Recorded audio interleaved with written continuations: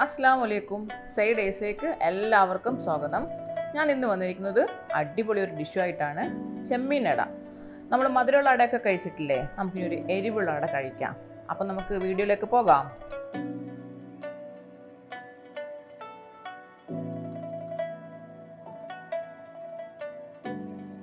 ഇതിന് വേണ്ടിയിട്ട് നമുക്ക് ഒരു മാവ് തയ്യാറാക്കണം. ഞാനതിനകത്ത് വേണ്ടി നമുക്ക് ചോറിനെടുക്കുന്ന അരിയില്ലേ, ഇത് റേഷൻ അരിയാണ്. നിങ്ങൾ ഉപയോഗിക്കുന്ന ചോറിൻ്റെ അരി ഏതാണെന്ന് വെച്ചാൽ നിങ്ങൾക്ക് എടുക്കാം, പൊന്നിയോ ഏതെങ്കിലും. ഇത് ഞാൻ നന്നായിട്ട് കഴുകിയിട്ട് നന്നായിട്ട് തിളച്ച വെള്ളം ഇതിന് കുതിരാൻ വേണ്ടി ആവശ്യത്തിന് ഒഴിച്ചിട്ട് നമുക്കിത് മൂടി വെക്കും. ഒരു 5 മണിക്കൂറെങ്കിലും മിനിമം നമ്മളത് വെച്ചിരിക്കണം. ഇതിപ്പോൾ ഒരു 6 മണിക്കൂറൊക്കെ കഴിഞ്ഞിട്ടുണ്ട്. ഞാനിത് എടുക്കുമ്പോൾ ഇപ്പോൾ അത് അരിയെല്ലാം നല്ല സോഫ്റ്റായി വന്നിട്ടുണ്ട്. നമുക്ക് ഈ അരി വെള്ളമൊക്കെ മാറ്റി ഊറ്റിയിട്ട് വരാം. ഇപ്പോൾ അത് ഊറ്റി വെച്ചിരിക്കുന്ന ഈ അരിയിലേക്ക് ഒരു സവാളയും ഒരു മുറി തേങ്ങയും, നിങ്ങൾക്ക് വേണമെങ്കിൽ തേങ്ങ കുറച്ചും കൂടി ഇടാം കേട്ടോ. ഞാനിപ്പോൾ ഒരു മുറി തേങ്ങ എടുത്തിട്ടുണ്ട്. നിങ്ങൾക്ക് അത്ര മതിയെങ്കിൽ അത്ര മതി. അപ്പോൾ ഒരു മുറി തേങ്ങ ഞാൻ ചെറിയതിട്ടിട്ടുണ്ട്. ഇതിലേക്ക് നമ്മൾ വലിയ ജീരകം ഇല്ലേ, അതൊരു 1.5 ടീസ്പൂൺ ഞാൻ ഇട്ട് കൊടുത്തിട്ടുണ്ട്. അതും കൂടി ഇട്ട് കൊടുത്തതിന് ശേഷം ആവശ്യത്തിനുള്ള ഉപ്പും, ഈ അരിമായ ഉപ്പ് മാത്രം മതി. അതും കൂടി ഇട്ടിട്ട് നമുക്ക് ഗ്രൈൻഡറിലോ അല്ലെങ്കിൽ അമ്മിയിലോ മിക്സിയിലോ അരയ്ക്കാം. മിക്സിയിൽ അരയ്ക്കുമ്പോൾ നിങ്ങൾ വെള്ളം കൂട്ടി അരക്കാൻ എപ്പോഴും ശ്രദ്ധിക്കണം. ഇത് ചോറിൻ്റെ അരി ആയതുകൊണ്ട് അരിയാൻ ബുദ്ധിമുട്ടായിരിക്കും. ഗ്രൈൻഡറിലാണെങ്കിൽ മിനിമം വെള്ളം മാത്രമേ നിങ്ങൾ ഒഴിക്കാൻ പാടുള്ളൂ. കുറേശ്ശെ ഒഴിച്ചിട്ട് നിങ്ങൾ നന്നായിട്ട് ഇത് അരച്ചെടുക്കുക. അരച്ചെടുക്കുമ്പോൾ നമുക്ക് കയ്യിൽ ഉരുട്ടിയെടുക്കാൻ പറ്റുന്ന പാകത്തിനായിരിക്കണം. ഇപ്പോൾ ഇത് കറക്റ്റ് പാകമാണ്. ഇതിന് വേണ്ടി ഞാൻ കുറച്ച് ചെമ്മീൻ എടുത്ത് വെച്ചിട്ടുണ്ട്. ഇത് നമുക്ക് പൊരിച്ചെടുക്കണം. അപ്പോൾ അതിലേക്ക് ആവശ്യമുള്ള ഉപ്പും ഒരു നുള്ളു മഞ്ഞൾപ്പൊടിയും പിന്നെ കുറച്ച് മുളക് പൊടിയും, കാശ്മീരി മുളകാണേ, അതും. നമുക്കിതിൽ ഓവർ മസാല വേണ്ട. അതും കൂടി ഇട്ട് കൊടുത്തിട്ട് പിന്നെ കുറച്ച് ഇഞ്ചിയും വെളുത്തുള്ളിയും കൂടി ചതച്ചതും കൂടി ഇതിനകത്തേക്ക് ഇട്ട് കൊടുത്തതിന് ശേഷം നമുക്ക് നന്നായിട്ടൊന്ന് മിക്സ് ചെയ്തെടുക്കാം. നന്നായിട്ട് എല്ലായിടത്തും എത്തുന്നതുവരേക്കും ഇതൊന്ന് മിക്സ് ചെയ്തെടുക്കണം. നിങ്ങൾ എൻ്റെ ചാനൽ ആദ്യമായിട്ടാണ് കാണുന്നതെങ്കിൽ സബ്സ്ക്രൈബ് ചെയ്യാനും തൊട്ടടുത്ത് കാണുന്ന ബെല്ലൈക്കൺ എനേബിൾ ചെയ്യാനും മറക്കല്ലേ. ഇതിപ്പോൾ നന്നായിട്ട് മിക്സ് ചെയ്ത് വെച്ചിട്ടുണ്ട്. ഇത് നമുക്കിങ്ങോട്ട് മാറ്റി വെക്കാം. ഇപ്പോൾ ഒരു കടായി ചൂടായി വന്നിട്ടുണ്ട്. അതിലേക്ക് ഞാൻ ആ ചെമ്മീൻ പൊരിച്ചെടുക്കാൻ ആവശ്യമായ വെളിച്ചെണ്ണയാണ് ഒഴിച്ചു കൊടുത്തേക്ക്. നിങ്ങൾക്ക് ഓയിൽ മതിയെങ്കിൽ നിങ്ങൾക്ക് ഓയിൽ യൂസ് ചെയ്യാം.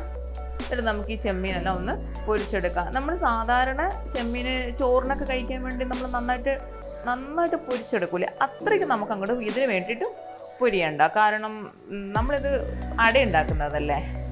അപ്പോൾ നന്നായിട്ടൊന്ന് വെന്താൽ മാത്രം മതി. ആ മസാലയൊക്കെ അതിനകത്ത് പുറത്ത് കിട്ടുന്നൊരു പാകമില്ലേ, അത്രയും തന്നെ മതിയാവും.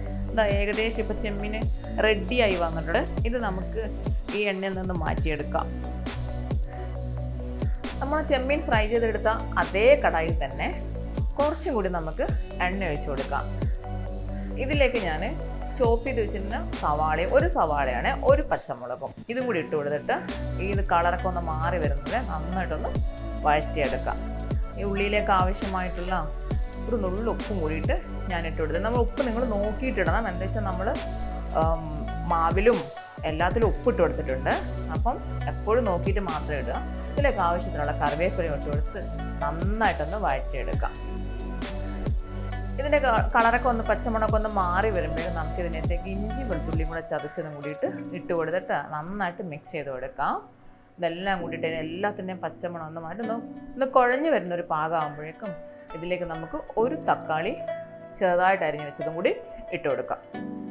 അതും ഇട്ട് കൊടുത്ത് നന്നായിട്ടൊന്ന് മിക്സ് ചെയ്യാം.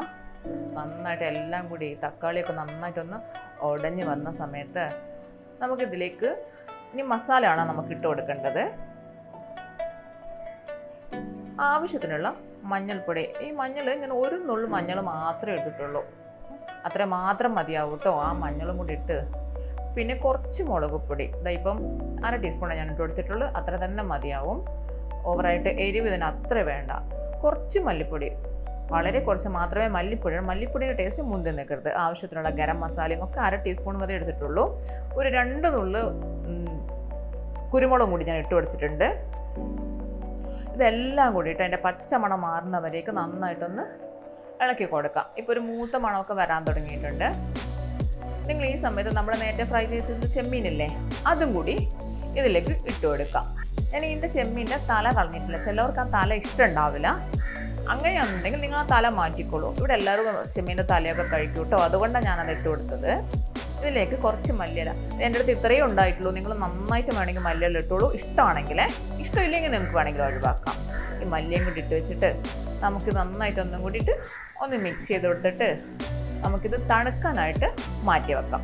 ഞാനൊരു വാഴയില എടുത്ത് വെച്ചിട്ടുണ്ട്. ഇതിലേക്ക് കുറച്ച് എണ്ണ തടവി കൊടുക്കാം. ഇല്ലെങ്കിൽ മാവൊക്കെ അതിനകത്ത് പറ്റി പിടിച്ചിരിക്കണ്ട. അപ്പോൾ നമുക്ക് സ്മൂത്തായിട്ട് ഇളക്കി വരാമല്ലോ. ഇതിലേക്ക് ഒരു വലിയൊരു ബോളിൻ്റെ അത്ര മതിയാവും. അതും കൂടി വെച്ചിട്ട് നമുക്ക് നന്നായിട്ടൊന്ന് പരത്തി കൊടുക്കാം.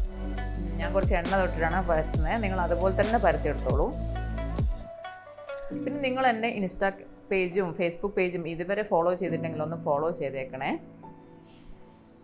ടൈപ്പ് ഇതെല്ലാം നന്നായിട്ട് നൈസായിട്ട് പരത്തിയെടുക്കണം. അധികം ഒരു കട്ടി വേണ്ട. നല്ല റൗണ്ടായിട്ട് നമുക്കൊന്ന് പരത്തിയെടുത്തതിന് ശേഷം ഏകദേശം നന്നായിട്ട് ഞാൻ പരത്തി വെച്ചിട്ടുണ്ട്. നിങ്ങൾ ഇതിനകത്തേക്ക് നമുക്ക് ആ ഫില്ലിങ് വെച്ച് കൊടുക്കാം. ഒരു സൈഡിൽ നമ്മൾ അട ഉണ്ടാക്കുമ്പോൾ ഒരു സൈഡിലല്ലേ ഫില്ലിങ് വെച്ച് കൊടുക്കാറുള്ളൂ. അതുപോലെ തന്നെ ആ ഫില്ലിങ്ങും കൂടി വെച്ച് കൊടുക്കാം. ആ ഫില്ലിങ് നിങ്ങൾക്ക് ആവശ്യത്തിന് വെച്ച് കൊടുക്കാം. അത് പുറത്തേക്ക് പോകാത്ത രീതിയിൽ തന്നെ വെച്ച് കൊടുക്കണേ.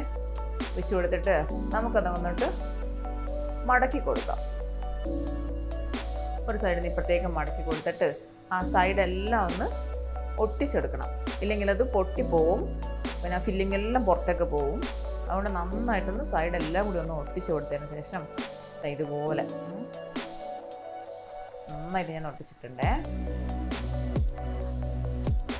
ഇനി നമുക്കിത് വല്ല സ്റ്റീമറിലോ അപ്പച്ചെമ്പിലോ, എൻ്റെ അടുത്ത് സ്റ്റീമർ ഇല്ല കേട്ടോ. അതുകൊണ്ട് ഞാൻ നമ്മൾ അപ്പച്ചെമ്പിലെ ഇഡലി ചെമ്പ് അതിൽ വെച്ചിട്ടാണിത് ആവിയിൽ വെച്ച് വേവിച്ചെടുക്കുന്നത്. നിങ്ങൾക്ക് ഈ വീഡിയോ ഇഷ്ടമായാൽ നിങ്ങൾ ലൈക്ക് ചെയ്യാനും അതുപോലെ ഷെയർ ചെയ്യാനും മറക്കരുത്. ഇതെല്ലാവരും ഒന്ന് ട്രൈ ചെയ്ത് നോക്കാനും മറക്കരുത്. എന്നിട്ട് എനിക്ക് ഫീഡ്ബാക്ക് തരണം. പിന്നെ അത് പാകത്തിന് വെന്ത് വന്നിട്ടുണ്ട്. നമുക്ക് ഞാനൊന്ന് ചൂടൊക്കെ ഒന്ന് ചെറുതായിട്ടൊന്ന് തണുത്തപ്പോൾ ഞാൻ ഇലയൊന്ന് മാറ്റി നോക്കി. നമ്മളൊന്ന് തൊട്ട് നോക്കുമ്പോഴേക്കും നമുക്കറിയാം മാവ് വെന്തോ ഇല്ലേ എന്നുള്ളത്. ഇവിടെ കറക്റ്റ് വന്നിട്ടുണ്ട്. നമുക്കിതൊന്ന് കട്ട് ചെയ്ത് നോക്കാം. നിങ്ങൾ കട്ട് ചെയ്തിട്ട് നിങ്ങൾക്ക് കാണണ്ടേ അതിൻ്റെ ഉള്ളിൽ എങ്ങനെയാണുള്ളതെന്ന്. അതിന് വേണ്ടിയിട്ടാണ് ഞാൻ നമുക്ക് കാണിച്ചു തരാം കേട്ടോ. എനിക്ക് ആ ഫില്ലിങ്ങിലായിട്ട് നല്ല രസമായിട്ടില്ലേ കാണാൻ. നിങ്ങളെല്ലാവരും ഇതൊന്ന് ഉണ്ടാക്കി നോക്കണം. അപ്പം താങ്ക്സ് ഫോർ വാച്ചിങ്. ബൈ.